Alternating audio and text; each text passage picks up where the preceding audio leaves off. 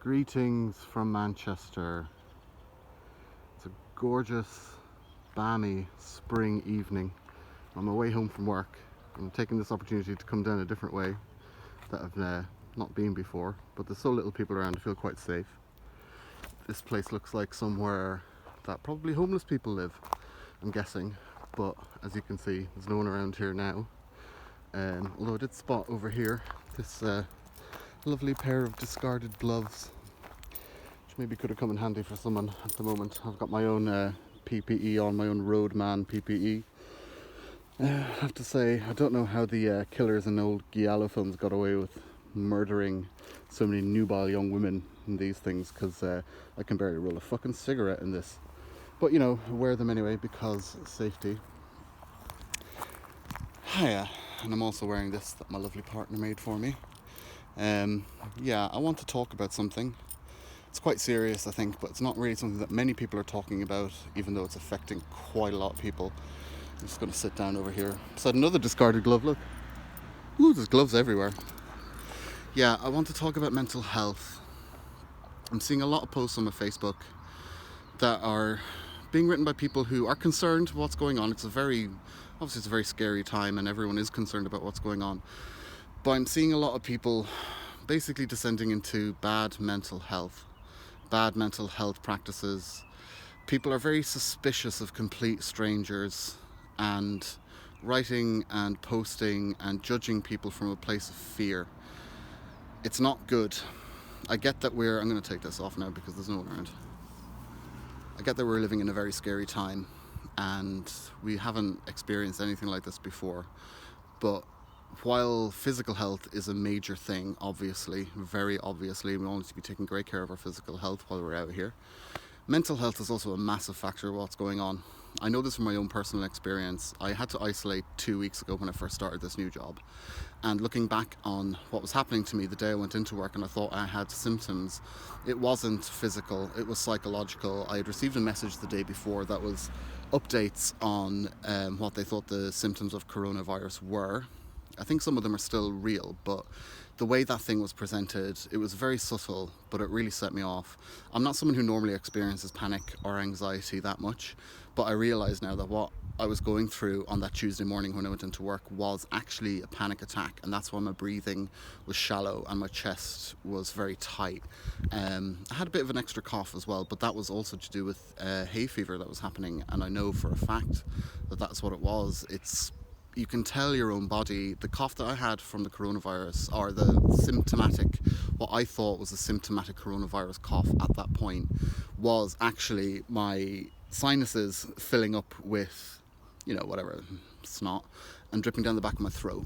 And that made my cough a little bit worse than what it normally is. I've got a smoker's cough, I smoke fags, so I do cough a bit, but I'm quite aware of the level at which I cough, and I'm monitoring that constantly to know, is it getting worse? Beyond the cough and the shortness of breath that I was experiencing that day, I didn't have a temperature.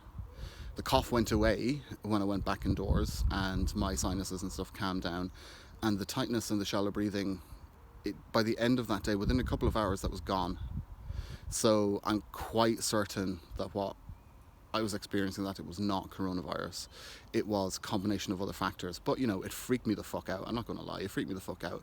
And I went into work and they were very gracious in saying, just go home, even if it's not what's going on, self-isolate for a week. Within 2 days, I knew that I was okay. So I did go out and I went out to the park. I stayed out with 6 feet from everyone that I passed. And I don't think I was breaking any laws or breaking any rules. I certainly wasn't breaking the government guidelines, because I was sent them and I checked them, and it said that even if you do have symptoms of coronavirus, you can still do a bit of physical exercise every day as long as you stay more than 6 feet away from other people. As far as we know, this thing is not airborne. Okay, we're not completely certain, but I do trust people who are medical professionals in a crisis to give us the best information that they can to stop the spread of this thing. And I've since then seen people trying to shame other people and making judgment calls on other people who say that they have the symptoms of coronavirus, but then, want to go out into the back garden to get some fresh air. It's not, as long as that person is in their back garden more than 6 feet away from anybody else, they're not hurting anyone else. They're actually not hurting anyone else, which is much more destructive to those people who are ill, is other people making judgment calls on those people and calling them stuff like murderers and stuff. It's not on. Think about the psychology of somebody who actually has the symptoms. How shit are they already going to feel? Do you honestly think it's helping them to tell them that they're a mass murderer and to make them psychologically worse? It's not. I know from my own experience that physical health and mental health are very closely connected. They're very closely connected. So to go and tell somebody who's already potentially got the virus and wants to stand in their back garden, getting some sunlight, which is good for you, and getting some fresh air, which is also good for you, that they're potentially a mass murderer is psychologically damaging to that person and is possibly going to make their symptoms worse, because then they have mental stress to deal with as well as physical stress. And the most important thing at the moment is just to rest the fuck up and try and get through it, try and sweat it out of your system. And if you're having to deal with mental and emotional anxiety on top of that, it's not going to happen. I do these videos every day and I come out on my way to work and I still get people commenting going like, why are you out in the city? And like the basic fact is I have to be out here. I don't really have a choice. Like, I have to earn rent, and also in my job I have a duty of care to people. I can't just sack it off. These people need me, so I'm out here doing my best. And I think one thing that I want to say to everyone is like, I'm not out here because it's fun, and I don't do these videos because it's fun. I'm out here because I don't have a choice, and I'm making it fun, because that's the way that I cope. Different people have different coping strategies.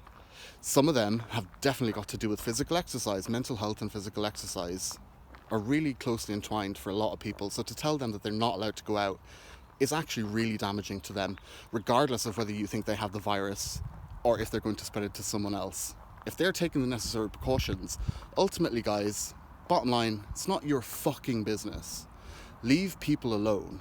I'm really worried that the amount of suspicion and judgment that we're seeing now flaring up in other people is going to add to a technocratic totalitarian state being brought in, and people are going to justify that through their unwarranted suspicion of other people. It's not cool, and I find it quite scary. I just wanted to say that, like, mental health and physical health very closely tied up.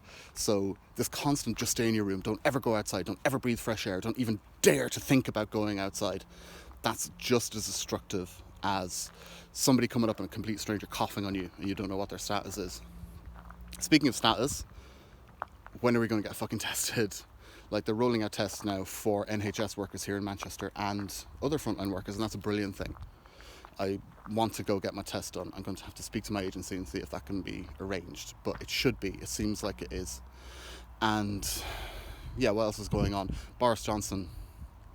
I mean, ultimately, right, what I think about Boris Johnson is he's a human being. It's not a nice thing when human beings die, but do I care about him? No, I don't. He's not anyone.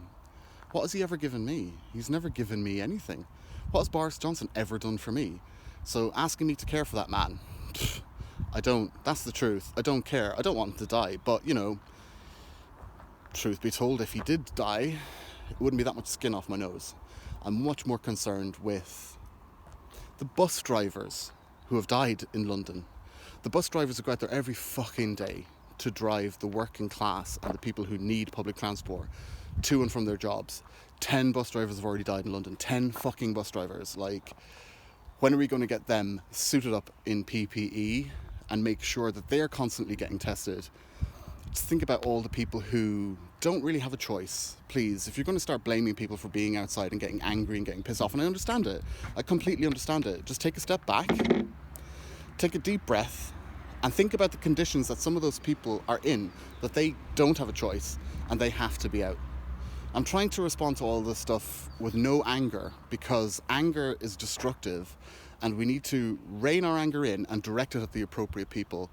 It's not the people who are having to go out every day and do jobs. It's not the people who are stacking shelves and driving buses and shit like that. It's not the people who you see out, you look out your window and you see all these people walking around, like, who are these people? Like, a lot of these people don't have a fucking choice, man. They have to be out there because that's the kind of society we live in. We live in a hyper-capitalist society, and if these people don't go to work, they're not going to die from corona. They're going to die from being made homeless or not having food or their mental health is going to crumble. So yeah, I just wanted to talk about mental health because it's a massive deal and it's not getting enough chat, and it's really, really important. And I wish everyone out there the best. Just get into your own coping mechanisms that do not involve projecting anger or judgment at other people. Get into stuff like meditation, deep breathing. If you're with a partner that you're a sexual partner, get into sex, man. It's a great way of relieving stress and having energy and releasing endorphins of your body. If you're not with a sexual partner, get into masturbation. Honestly, get into masturbation. Try and develop masturbation routines that will give you very strong orgasms, because they will also release lots of endorphins into your body and keep you at least healthy of mind. Depending on what kind of masturbation you do, you can also be very healthy of body by masturbating a lot. But I just wanted to say this. This is stuff that's really playing on my mind lately, and I am out here. I am out here every day, and I know people are watching these videos, and I appreciate people are like listening to what I have to fucking say. It's weird out here, man. I do like it. I love living in a kind of almost like a ghost town city, and look where I am. Like, look at this place. Like, I wouldn't be down here normally.